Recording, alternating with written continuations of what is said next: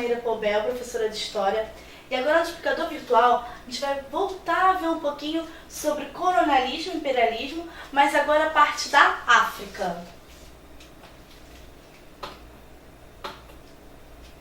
Bom, a África, vamos começar aqui da metade do século XIX. Você tem uma presença colonial europeia na África, limitada aos colonos holandeses e britânicos na África do Sul e aos militares britânicos e franceses na África do Norte. Então assim, vamos começar. Não é que não existia nenhuma presença europeia, que eles estavam lá livres de alguma influência. Não, existia. Só que ainda era meio que limitada a algumas nações e algumas formas de exploração, tá? Então, assim, por isso que o ponto determinante é aqui até a metade do século XIX, né? Onde você vem holandeses, britânicos, franceses, sim, intervindo em regiões diferentes da África, mas cada um ainda com uma participação, ainda com uma exploração forte e tudo, mas não a partilha como a gente vai ver mais pra frente. Só que aí, o que acontece? Descobrem diamantes na África do Sul e abrem o canal de Suez em 1869.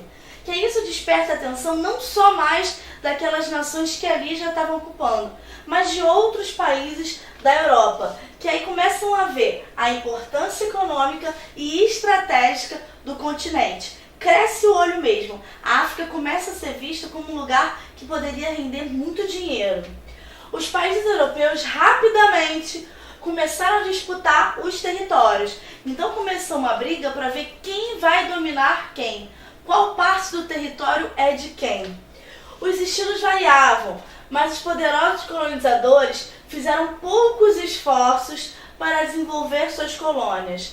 Elas eram apenas locais de onde tiravam matérias-primas e para onde vendiam os produtos manufaturados. Então, novamente, aquela lógica da exploração. Na verdade, assim, a principal preocupação não era de você desenvolver a colônia, de trazer progressos, de ocupação, não. A colônia era vista como uma galinha dos ovos de ouro. Como assim? Era um lugar onde você poderia ter mão de obra muito barata, onde você poderia explorar matéria-prima que depois você usava para transformar em outros produtos manufaturados, e esses produtos manufaturados eram o quê? Vendidos de volta para aquela população. Então você tinha mercado consumidor, né? Existe uma discussão, mas será que era mercado consumidor mesmo? Já que não tinha tanto acesso a dinheiro, mas enfim, vamos partir desse ponto, que você conseguia um mercado consumidor, matéria-prima, e você também tinha mão de obra, barata ou escrava, né? A Grã-Bretanha, França, Portugal e Bélgica controlavam a maior parte do território africano. A Alemanha também possuía muitas terras lá, mas perdeu da Primeira Guerra Mundial.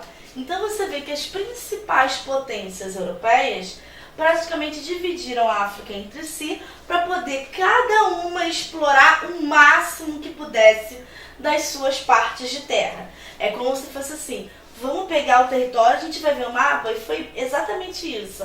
Vamos pegar o território e vamos lá. Então tá, eu quero, você quer, botar uma linha daqui para lá. É como se fosse mais ou menos... Lembra do Tratado de Tordesilhas, que foi assinado Brasil, Portugal e Espanha? Foi o quê? Não foi uma linha também que dividia daqui para lá da Espanha, daqui para lá é de Portugal? Você não respeitou muito se tinha diferenças naquelas regiões. Não, era uma linha mesmo. Era o quê? Era você dividir. Aqui foi feita a mesma coisa, entre as principais potências. Então, olha só. Olha aqui como é que isso daqui é o mapa da África. Então você vai vendo que cada corzinha dessa daqui significa um país e como que foi dividido. Então assim, quando é amarelo é França, Inglaterra. Eu quero que vocês percebam que essas linhas, essa divisão aqui, foi feita de uma forma arbitrária. Como assim? Você tinha assim, nações inteiras, povos e etnias que vamos dizer que morava, por exemplo, aqui assim, ó. Aqui, ó. Todo mundo tava nesse cantinho aqui. Ocupava esse pedaço daqui. Só que quando você vai e divide, você põe uma linha aqui, ó, no meio. Então, metade da nação ficou, daquele grupo étnico, ficou pertencente ao país e a outra metade ficou do outro país. Ao mesmo tempo, vamos dizer que esse daqui é o grupo dos vascaínos. Aqui era o grupo dos flamenguistas. Eles em si guerreavam muito. Eram povos inimigos. Eram povos que o tempo inteiro um tentava caçar, pegar a caça do outro, roubar a mulher do outro grupo. Tinham entre si vários problemas e conflitos. Só que quando vem a nação europeia e faz essa divisão de fronteiras, ele primeiro dividiu os vascaínos de um lado em dois países diferentes, mas por outro lado botou no mesmo país os vascaínos e os flamenguistas. Ou seja, dois povos que tinham entre si profundas diferenças, profundos problemas. Então isso vai desenvolver, a África começa, né, a partir dessa divisão totalmente arbitrária, né, guerras civis que quase que destruíram o território todo, né, você tem grupos, aí as pessoas falam assim, mas eles são pouco desenvolvidos, eles ficam lutando o tempo inteiro um contra o outro dentro do mesmo país. Mas esses grupos não foram respeitados, as fronteiras étnicas, as fronteiras entre os grupos não foram respeitadas. Né? É como se fosse assim, aqui no Brasil tinha também algumas tribos que uma não se dava bem com a outra e tudo, mas não foi, todo mundo acabou sendo parte do mesmo país, mas eles foram quase que liquidados, foi um processo diferente. Aqui não. Então você vê um continente inteiro que tem as suas fronteiras feitas de forma artificial e atendendo a um único propósito, ser explorado ao máximo. Essas fronteiras divididas aqui entre esses países têm como único objetivo conseguir tirar daí o máximo que puder, sem respeitar, por exemplo, essas diferenças aqui que eu mostrei para vocês. Só que assim, tiveram algumas reações, né? Não foi tão fácil, não foi tão bem aceito todo esse processo. Claro, continuou, mas vamos ver essa reação. Em algumas áreas, os europeus usaram forças militares para conquistar os territórios. Em outras, os líderes africanos e os europeus entraram em entendimento a respeito do controle em conjunto sobre os territórios. Esses acordos foram decisivos para que os europeus pudessem manter tudo sob seu controle. Em alguns lugares, os europeus chegaram com a arma, com bomba e agora tudo é nosso. Outros não. Os próprios líderes locais entraram em acordo e entendimento com os europeus e foi isso essencial para manter o domínio. Aí você fala, então calma aí, então o povo queria... Não, esses líderes eram líderes da elite, uma pequena elite que ganharia alguma coisa em troca desse domínio, tá? Que isso fique muito bem claro. Aí a gente chega a algumas reações, né, contra esse domínio. Aí a gente chega aqui na Guerra dos Boers.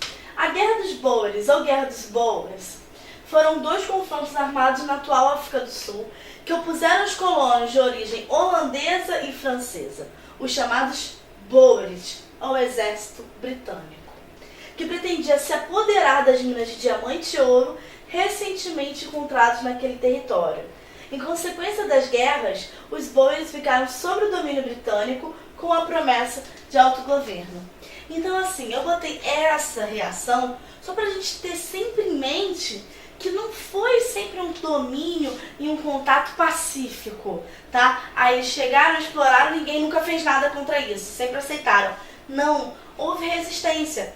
Só que assim, você está falando de países desenvolvidos, com dinheiro, lutando contra nações que muitas vezes não tinham, estavam lutando ali contra a seca, contra a falta de alimento, não tinha, despreparados, sem arma. Então esse domínio europeu era sempre muito forte, muito impositivo.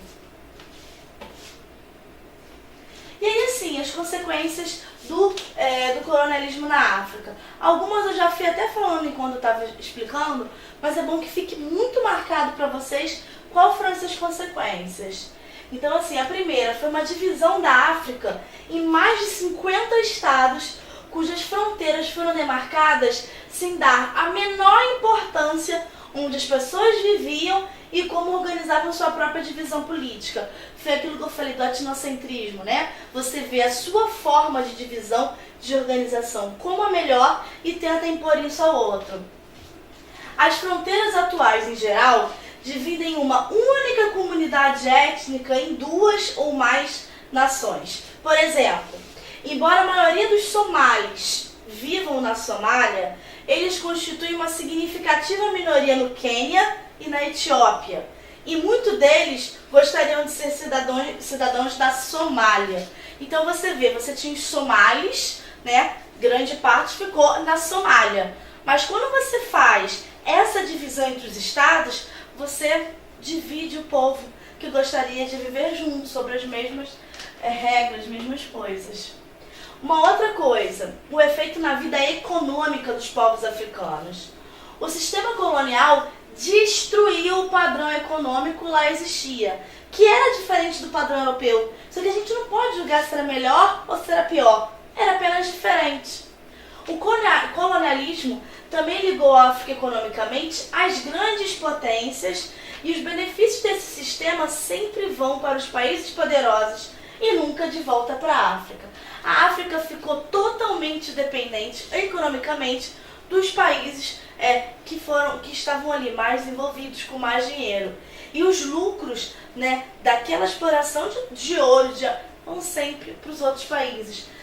As nações africanas, em sua maioria, são nações muito pobres, porque toda sua matéria-prima, todas as suas riquezas foram exploradas e serviram para encher o cofrinho de outra nação. E por fim, a introdução das ideias europeias de superioridade racial e cultural, dando pouco ou nenhum valor às manifestações culturais dos povos africanos. Então, assim, nessa questão mais cultural, você vê que o que era costume, o que era local, é tido como de baixo valor, não é importante. O padrão que você tenta pôr ali é um padrão europeu. Então, até padrão de beleza, você tenta botar ali o padrão de beleza de uma mulher branca europeia. Enquanto a maior parte das pessoas que vivem ali não são assim. Isso através da música, isso na questão da alimentação, nos ritmos musicais. Tudo que era feito ali, tudo que era tido dali, era visto como de segunda ordem, sem importância, com menos valor artístico.